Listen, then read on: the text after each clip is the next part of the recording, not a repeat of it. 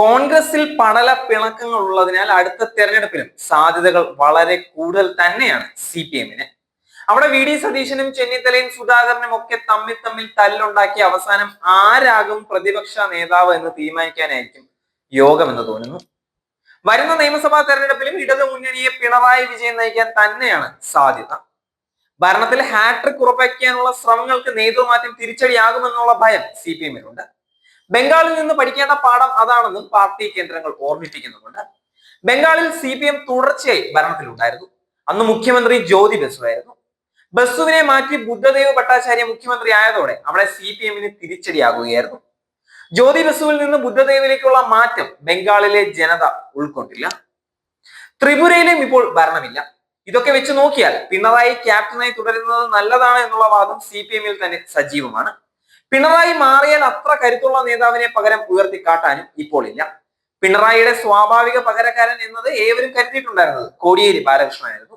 പക്ഷെ അദ്ദേഹത്തിന്റെ അപ്രതീക്ഷിത വിയോഗമാണ് ഈ നേതൃപ്രശ്നം CPM-ൽ ഉണ്ടാക്കുന്നത്. ഗോവിന്ദൻ മാസ്റ്ററിന്റെ മുഖ്യമന്ത്രി ചുമതലയോട് ഇപ്പോൾ ഒരു താല്പര്യവും ഇല്ല എന്ന് അറിയിച്ചിട്ടുള്ള കാര്യവുമാണ്.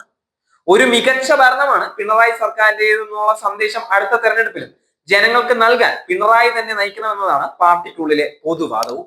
CPM ദേശീയ നേതൃത്വത്തിന് പഴയ കരുത്ത് ഇപ്പോഴില്ല. അതിനാൽ പിണറായി തന്നെ അടുത്ത തെരഞ്ഞെടുപ്പ് നയിക്കണമെന്ന തീരുമാനം കേരള പാർട്ടി എടുത്താൽ അത് ഡൽഹി നേതൃത്വവും അംഗീകരിക്കും. നിലവിൽ CPM പോളിറ്റ് ബ്യൂറോ അംഗമാണ് പിണറായി വിജയൻ. 75 എന്ന പ്രായപരിധി പിന്നിട്ടതിനാൽ പിണറായിക്ക് PB അംഗത്വം നഷ്ടമാകും. പ്രായപരിധിയിൽ ഇളവ് അനുവദിക്കണമെന്ന ആവശ്യം കേരളം ഉന്നയിക്കുകയും ചെയ്യും. ഈ ആവശ്യം പാർട്ടി അംഗീകരിച്ചാൽ പിണറായി ഉന്നത നേതൃത്വത്തിൽ തുടരുക തന്നെ ചെയ്യും. അങ്ങനെ വന്നാൽ 2026-ൽ പിണറായി നിയമസഭയിലേക്ക് മത്സരിക്കുമെന്നുള്ള കാര്യത്തിൽ ഒരു തർക്കവുമില്ല. അൻവർ മുഖ്യമന്ത്രി വെല്ലുവിളിച്ചിട്ടുണ്ടായിരുന്നു. ധർമ്മടത്ത് മുഖ്യമന്ത്രിക്കെതിരെ മത്സരിക്കുമെന്ന്, അതായത് UDF പിന്തുണ ഉണ്ടെങ്കിൽ മത്സരിക്കുമെന്ന്. ധർമ്മടത്ത് അൻവർ നടത്തിയ വെല്ലുവിളി ഏറ്റെടുക്കാൻ സന്നദ്ധനാണെന്നുള്ള സന്ദേശം CPM നേതാക്കൾക്ക് പിണറായി വിജയൻ നൽകി കഴിഞ്ഞിരിക്കുകയാണ്. ധർമ്മടത്ത് താൻ മത്സരിക്കില്ല എന്ന പ്രതീക്ഷയിലാണ് അൻവറിന്റെ ഈ വെല്ലുവിളി.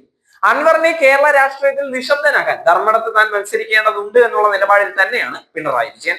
ധർമ്മടത്ത് നിന്നും ചരിത്ര ഭൂരിപക്ഷത്തിൽ അൻവറിനെ തോൽപ്പിക്കാനാണ് നീക്കവും.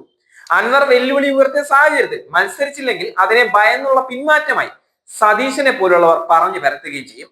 ലോക്സഭാ തെരഞ്ഞെടുപ്പിൽ ധർമ്മടത്ത് വൻ മുന്നേറ്റം സുധാകരൻ ഉണ്ടാക്കിയിട്ടുണ്ടായിരുന്നു. തദ്ദേശ ഉപതെരഞ്ഞെടുപ്പുകളിലും ഈ മേഖലയിൽ CPM-ന് വോട്ട് ചോർച്ച ഉണ്ടായ കാര്യം തന്നെയാണ്. ഇതെല്ലാം കണ്ടാണ് ധർമ്മടത്തെ മത്സരം അൻവർ ചർച്ചയാക്കുന്നതും. പിണറായി മത്സരിച്ചില്ലെങ്കിൽ പാർട്ടിയിൽ മുഖ്യമന്ത്രി സ്ഥാനമോഹികളും കൂടും. അത് പലവിധ അട്ടിമറിക്കും കാരണമാകുമെന്നും CPM-ൽ തന്നെ വിലയിരുത്തലുകളുണ്ട്. അത് വിജയ സാധ്യതകളെ ബാധിക്കുകയും ചെയ്യും.